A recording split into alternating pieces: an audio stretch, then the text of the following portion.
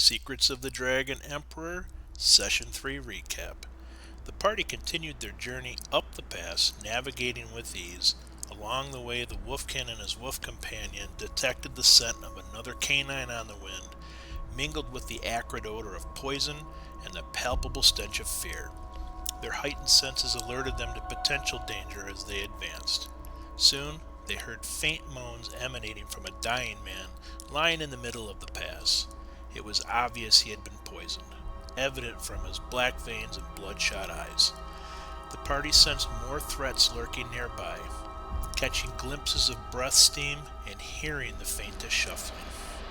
The dwarf approached the dying man, fully aware of the impending ambush. The rest of the party took defensive positions. As the dwarf neared within 10 meters, the man abruptly sat up, thrusting a parcel toward him while mentioning 4 statue pieces, Leonara, and the secret of the Dragon Emperor. He then collapsed, succumbing to the poison.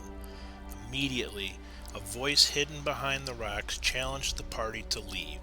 When the elven hunter suggested a parley, the voice agreed and revealed itself as a goblin riding a massive warg. Unfortunately, the parley was short-lived. The elf, harboring a blood vendetta against all nightkin, charged in for an attack. After a fierce battle, the party emerged victorious against the goblins and their warg. Notably, one gobbo tried to surrender, dropping his weapons and putting his hands up, but the party obviously takes no prisoners and asks no questions, and he was dispatched with haste.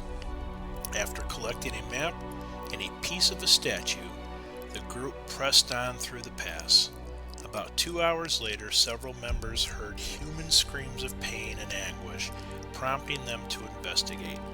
Following the sounds eastward, they discovered a vast cave in the mountainside. Lighting torches, they ventured inside, hearing strange barking and the sound of rushing water. They soon encountered a band of kobolds, and a fierce battle ensued against the dozen scaly foes.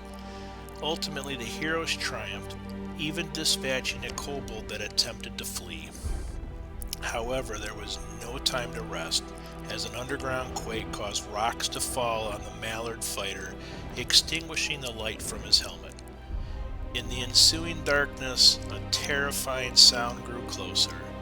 Once the dwarf managed to reignite a light, he was horrified to see an enormous worm with clawed hands and steely scales rising before him. It was a dreaded lindworm. The party fought back valiantly, sustaining heavy damage. Blood and screams filled the air.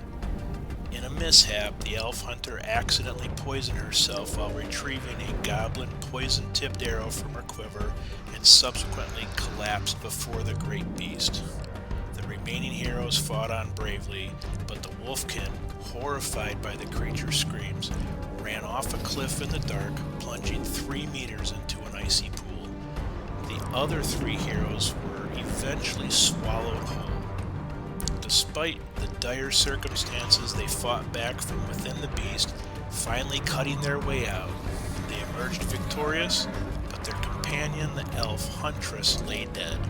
The sound of their wolfkin companion could be heard struggling to climb the cliff face from the pool below.